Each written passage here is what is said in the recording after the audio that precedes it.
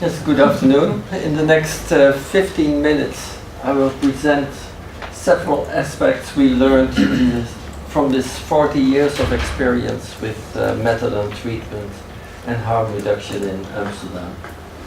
Between 40 years ago, in 1979, I'll take you back to 1979. That time we had a major public health crisis in Amsterdam. It was only 6 years after the introduction of heroin. There were lots of drug users, lots of nuisance in the streets, and the municipality of Amsterdam asked the health service to intervene. And at that time we started this low threshold methadone program. And Hiv Brussel, one of the founders of this program, he told me it was actually an intervention out of desperation because they didn't really know what to do. But still, it's turned out to be a start of drug policy in Amsterdam. Drug policy with three major goals, like the prevention of harmful drug use is one of the goals. At that time, in 1979, we already had this coffee shop policy separating the cannabis users and dealers from the heroin users and dealers. But I won't go into detail about that.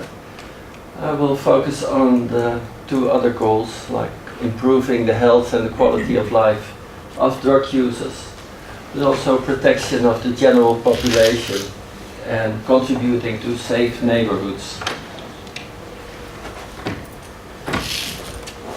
By improving the health and quality of life of the drug users, we quickly learned that opiate addiction should be considered as a chronic and relapsing disease.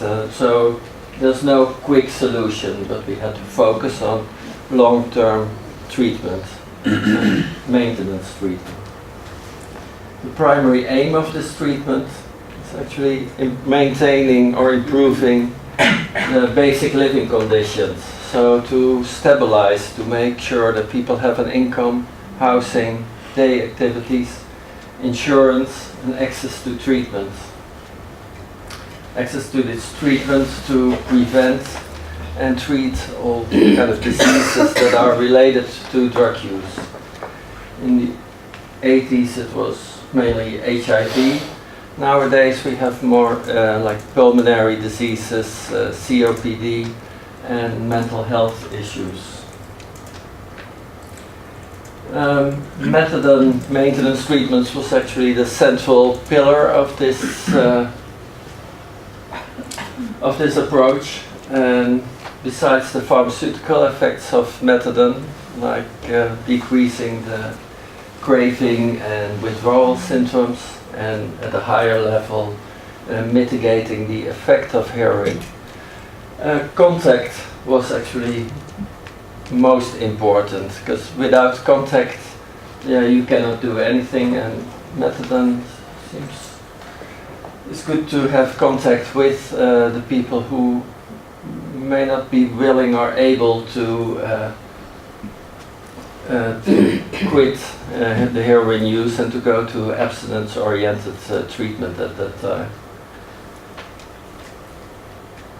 So, to get in contact with as many people as possible, try to lower the threshold. So we had limited criteria. No others than needed to secure a safe treatment for the patients and the staff, and no waiting lists. We had outreaching teams. In fact, we had a methadone bus going to the drug users in the town. Getting contact is one, but maintaining contact is another. So we knew there should be some tolerance towards drug use during treatment, because otherwise you cannot really treat the group we wanted to treat, so the most vulnerable drug users. what we learned is that methadone alone was actually not effective for everybody. There was quite a group who didn't respond on it and continued to use heroin and continued to have these drug-related problems, socially or with criminality or medically. So already 20 years ago we started with heroin co-prescription, first as an experiment and later on as a treatment for about 100 people right now still. Like the majority of the heroin use on the street, also at the heroin co-prescription unit, the people use it, inhale the heroin. They use a lighter and a foil with heroin and inhale it with a straw. I don't think you can. It's not a very clear picture here, but this is the location for this heroin co-prescription. It's quite clinical, but people also have space and time to chat. But they always have to use the heroin on the spot on the treatment location. I'll show you some graphs, some numbers of patients here in red.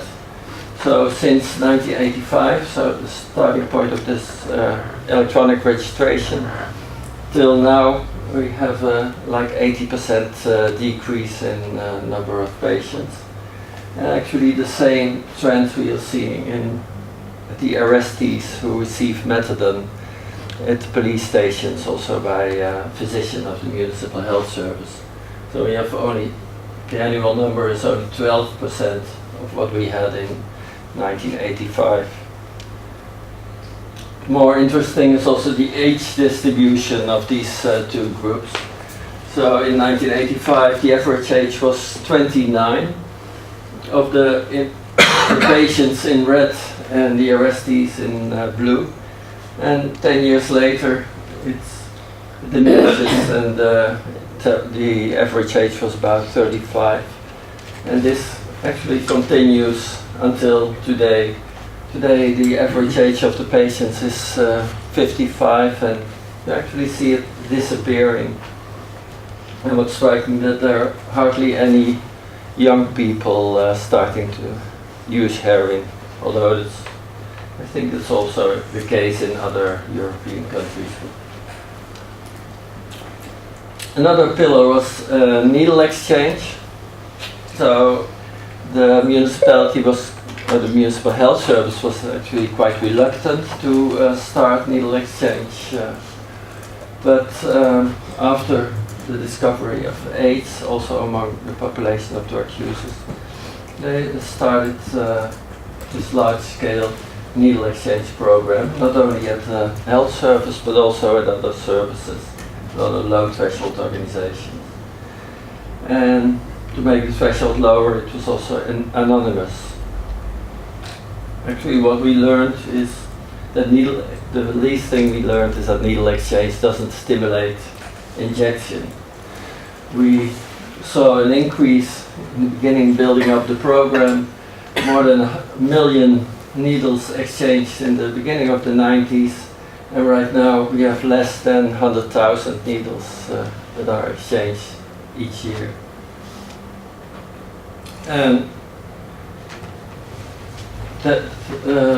this is a graph from the Amsterdam cohort study, and it actually confirms that in the beginning the coverage of needle exchange here in the 80s, the coverage of needle exchange increased, and later on the needle exchange decreased because of a decreasing proportion of injecting drug users.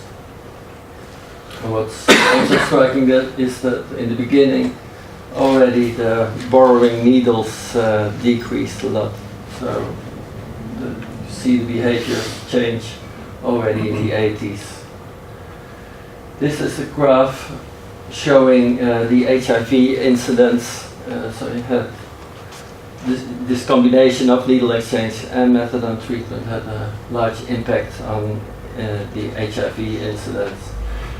Actually, during the last years of this Amsterdam cohort study, we didn't have any new HIV cases, and actually the branch with the drug users stopped a few years ago. Right now we are focusing more on the housing situation and income, day activities, etc. And Walter, my colleague, will tell more about it in the next session. But we managed to have the majority in a stable private house situation. These different shades of blue, they indicate the proportion that has supported housing with homeless organization. And we have about 6% who's still homeless or depends on facilities like winter shelter, etc. Then the next is actually the protection of the general population, because as a municipal health service we are not only there for the patients itself but also for the general population. I think for infectious diseases it's obvious that if you prevent and treat these diseases in the population of drug users, it also has an effect on the general population. Perhaps with the stimulation of the use of long-lasting contraceptives, it's less obvious, but I think it's very important to prevent pregnancies and to prevent problems of transgenerational problems because of preventing pregnancies. And then last but not least, it's nuisance and criminality. This contribution to safe neighborhoods. And this is the cooperation with the police is very important. I think cooperation with the police is maybe the key issues and something that we've learned. And it's also something which may be difficult because we are often criticized by the police. It's not that strange because the police, they observe all these treatment failures on the street, the people who are not reached by treatment or who are in treatment but still are producing nuisance or show criminal behavior. But we realize that we have partly the similar goals, so also the health services have a goal for public safety and reducing drug-related criminality and nuisance. But we cannot do it alone, neither the police nor the health service. We have different tasks, so the police makes it a little bit more uncomfortable for the drug users who are using drugs on the street, but it only has some effect if the health services provide for alternatives, if they provide housing and places to use drugs. Next to methadone programs and heroin co-prescription, we had a treatment program for about 2 years, which was a mixture of incarceration and a rehabilitation program. It was not very popular among drug users, but sometimes it helped to convince the drug users to change their behavior for the. So if criminality remained, they could be from the street for a few years. I think what we learned is that among this population of homeless and drug users, that a higher coverage of treatment is related to fewer police contacts, and that you can even turn it around that among this population, if the police contacts are decreasing, it means that your public mental health care is of a higher quality, so it can be used as a performance indicator. So, planning for the future, I just I think nowadays we are closing down actually our facilities because yeah, we have less and less clients, but yeah, of course you never know what happens in the future. And considering the public health crisis in the United States at the moment, I think we have to remain alert to look what's happening, and if opiates don't become popular again.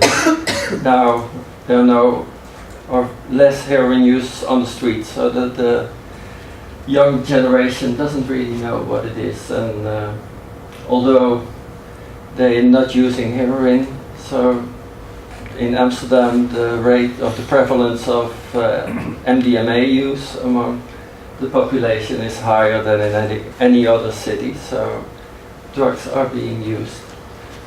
And we might face another opiate addiction epidemic in the future. So this was my presentation about the lessons learned. And thank you. I'll give the word to. Any questions to Marcel? I do have two questions. Yeah, One is, you were shown that the national treatment programs are declining, but if you put the numbers together from those in the heroin treatment program, are those together declining, or is there a shift between methadone and heroin treatment? And you were telling that the needle exchange programs are going down as well, but you were very much focusing on shifting the clients to another form of consumption in Amsterdam. You were very much focusing on smoking heroin. So I thought you were successful with that. Or is it a totally different story? Yeah. The first, like all people who are in heroin co-prescription treatment, they are also in methadone treatment. So they are included. Okay. They are both. Okay. So. And the second one, I think, we had the decline of the needle exchanges.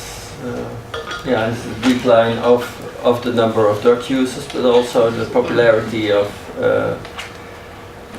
injecting.